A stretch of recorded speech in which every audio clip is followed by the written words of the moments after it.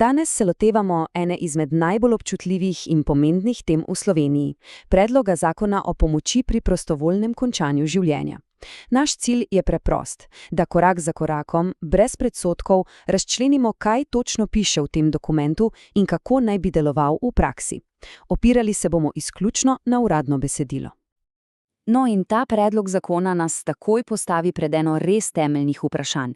Kje je meja med svobodo posameznika, da odloča o sebi, in dolžnostjo družbe, da ščiti življenje? To iskanje ravnotežja je pravzaprav srce celotne debate in jedro zakona, ki si ga bomo ogledali. In da bo jasno, že na začetku, naša razlaga bo temeljila izključno na tem uradnem dokumentu. Uporabili ga bomo kot vodilo, da bomo razumeli, kaj točno določa, kdo je sploh lahko upravičen do pomoči in kakšen postopek je predviden. Pa poglejmo, kako se bomo lotili zadeve. V 4 korakih. Najprej, kaj je sploh namen zakona, potem kdo lahko zaprosi za pomoč in kako, sledi verjetno najpomembnejši del. Kako poteka odločanje in kakšne so varovalke. In za konec, kako naj bi vse skupaj izgledalo v praksi. Torej gremo po vrsti. Prvi del. Kaj je v samem bistvu cilj tega predloga? Kaj želi urediti? Že prvi člen nam pove bistvo, namen je ustvariti, recimo temu, pravni okvir. Ampak pozor, ne gre samo za pravice pacienta, zakon zelo natančno določa tudi obveznosti in postopke za zdravstvene delavce. Gre torej za dvosmerno cesto. In tukaj pridemo do nečesa res zanimivega, do samega, recimo, filozofskega jedra zakona. Tretji člen na prvo mesto postavi avtonomijo pacienta, torej pravico do samostojne odločitve. Ampak, in to je ključno, takoj zatem postavi cel kup varovalk. Zaščita zdravja, dostojanstvo, strokovnost. Ta dvojnost, ta tehtnica je res bistvena za razumevanje vsega, kar sledi. V redu, filozofijo smo obdelali. Kako pa to zgleda v praksi? Kdo sploh lahko zaprosi za pomoč in kaj mora storiti? Pogoji so, milo rečeno, zelo strogi in zelo natančno so določeni. Prva dva sta bolj ali manj formalnost, polnoletnost in povezava s Slovenijo. Ampak tista dva, ki sledita, sta pa res v središču vsega. Prvič, oseba mora doživljati nekaj, kar zakon imenuje nevzdržno trpljenje. Takoj pridemo do tega, kaj to pomeni. In drugič, kar je absolutno bistveno, mora biti popolnoma sposobna sprejeti lastno, premišljeno odločitev. In evo nas pri tem ključnem pojmu. Nevzdržno trpljenje. Kaj to sploh je? No, pomembno je razumeti, da to ni nujno samo fizična bolečina. Zakon to opredeljuje kot stanje, ki izhaja iz neozdravljive bolezni ali hude invalidnosti, ki vodi v popolno odvisnost in tole je najpomembnejše, ki ga pacient sam dojema kot neznosno. Poleg vsega tega pa ne sme biti drugih sprejemljivih možnosti za lajšanje. V redu, recimo, da so pogoji izpolnjeni. Kaj zdaj? Prvi korak je zelo nameren, zelo formalen, to ni odločitev sprejeta na hitro. Pacient mora svojo voljo izraziti črno na belem, spisno vlogo, ki jo odda svojemu zdravniku. In s tem se uradno začne postopek, ki si ga bomo zdaj ogledali v podrobnosti.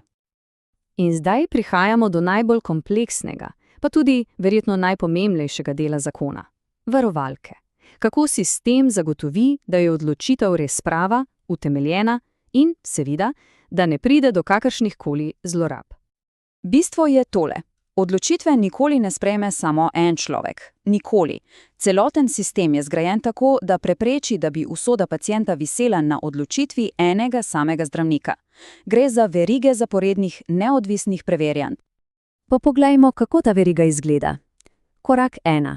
Ocena lečečega zdravnika. Korak 2. Mnenje drugega, popolnoma neodvisnega zdravnika. Korak 3. Na vrsto pride psihiater, ki oceni sposobnost odločanja. In končno, korak 4, vsi ti papiri, vsa ta mnenja, romajo na mizo posebne komisije, ki sprejme končno odločitev. Tukaj je delitev vloga lepo vidna. Lečeči zdravnik je prva postaja.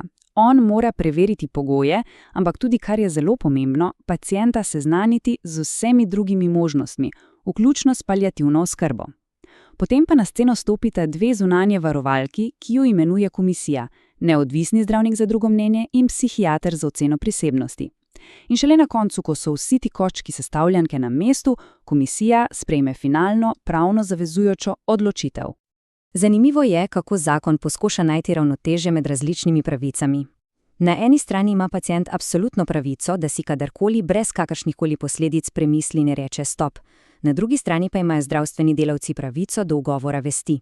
To pomeni, da jih nihče ne more siliti v sodelovanje, če je to v nasprotju z njihovim prepričanjem. Torej, kdo so ti ljudje v tej superpomembni komisiji? No, sestava je narejena tako, da pokriva več zornih kotov. Niso samo zdravniki.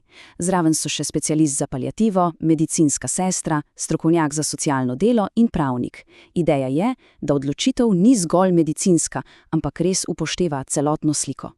In s tem smo pri zadnjem delu. Recimo, da komisija prižge zeleno luč. Kaj se zgodi potem? Kako poteka sam postopek? Tole je pa verjetno najbolj ključna določba v celem zakonu. Citiram: pacient sam vnese učinkovino v svoje telo. Pika. To ni samo neka tehnična malenkost, ampak je temeljna pravna in etična ločnica. Zdravnik pomaga, omogoči, pripravi, ampak zadnje dejanje mora izvesti pacient sam.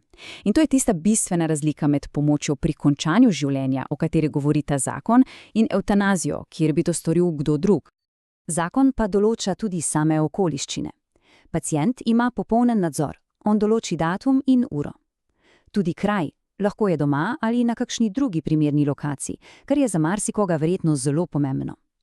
Obvezna pa je prisotnost zdravnika in medicinske sestre, ki sta tam za podporo in seveda za vse formalnosti po smrti. In s tem se krog nekako zaključi. Po samem dejanju sledijo še zadnji administrativni koraki. Smrt se uradno evidentira, poroča se nazaj komisiji in s tem je celoten pravni postopek končan. In tako pridemo do konca te razčlembe. Če stopimo korak nazaj in pogledamo širšo sliko, ne glede na to, kakšno je osebno mnenje o tem, je jasno, da tak predlog zakona odpira res temeljna vprašanja. Sili nas v to, da se kot družba vprašamo, kaj nam pomenijo dostojanstvo, avtonomija in sočutje, sploh takrat, ko se življenje bliža svojemu koncu.